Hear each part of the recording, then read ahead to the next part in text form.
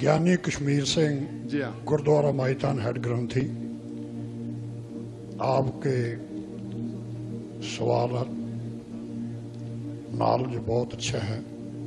मेरा एक आपके धर्म के बारे में प्रमंती है कि आपका धर्म हमारा धर्म शब्द का पुजारी है।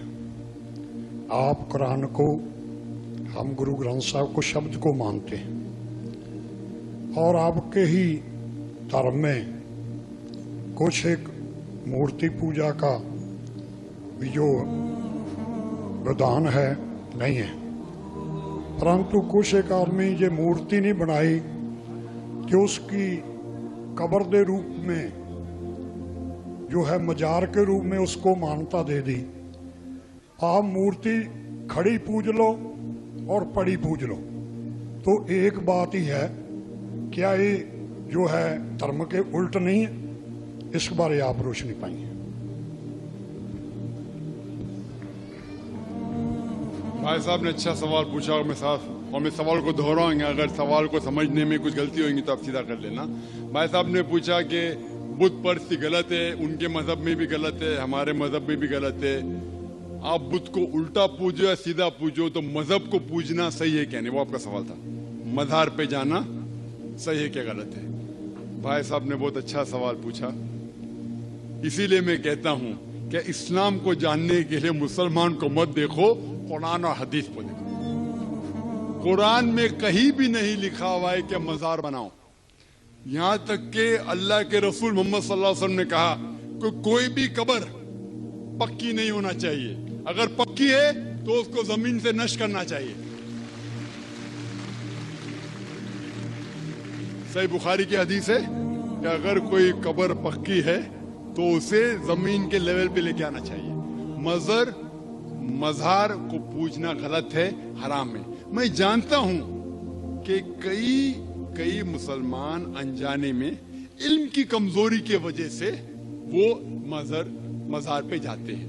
और मेरा ये कहना है कि बहुत सा कल्चर जो है, ये कल्चर हमारे जिंदगी में आ जाता है, और हमारे बाप दादा पहले कहीं ना कहीं हिंदू तो होंगे, तो हमारे बाप दादा जाते थे मंदिर, तो अभी जा रहे हैं मज़ार में। आस्ते आस्ते तब्दीली आ रही। तो मेरी दरख्वास्त है कि अगर आप इस्लाम, इन भाइयों से जो मज़ार जाते हैं, मुसलमान भाइयों, मज़ार पे जाना बिल्कुल गलत है। मोहम्मद सल्लल्लाहु अलैहि वसल्लम ने कहा कि आप कब्र पे जाओ। अगर आप कब्र पे जाएंगे तो आपको ये एहसास होगा कि आप कभी ना कभी मरने वाले हैं, तो अल्लाह पे और यकीन करेंगे, आखिरत पे यकीन होगा। तो कब्र पे जाके उनके लिए दुआ करना सही है। जो आदमी मर चुका है उनके लिए दुआ करो, उनको दुआ नहीं कर सकते।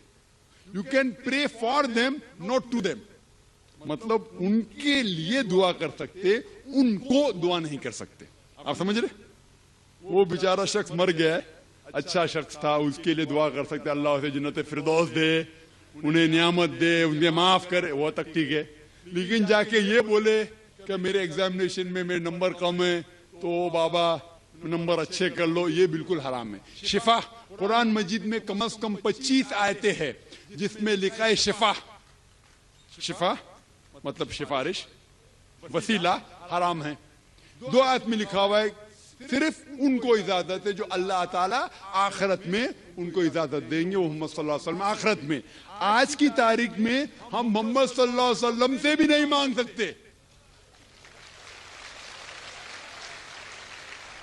बाकी लोग को तो छोड़ो, संत और बाकी बाबा लोग को छोड़ो, मोहम्मद सल्लल्लाहु अलैहि वसल्लम को भी मानना हमारे लिए हराम है। जो शख्स मर चुका है हम उन्हें इज्जत करते हैं, मोहम्मद सल्लल्लाहु अलैहि वसल्लम से मोहब्बत करते हैं, उनसे प्यार करते हैं, लेकिन उनकी पूजा नहीं करते, उनकी इबादत नहीं करते। इबादत सिर्फ अल्लाह की है।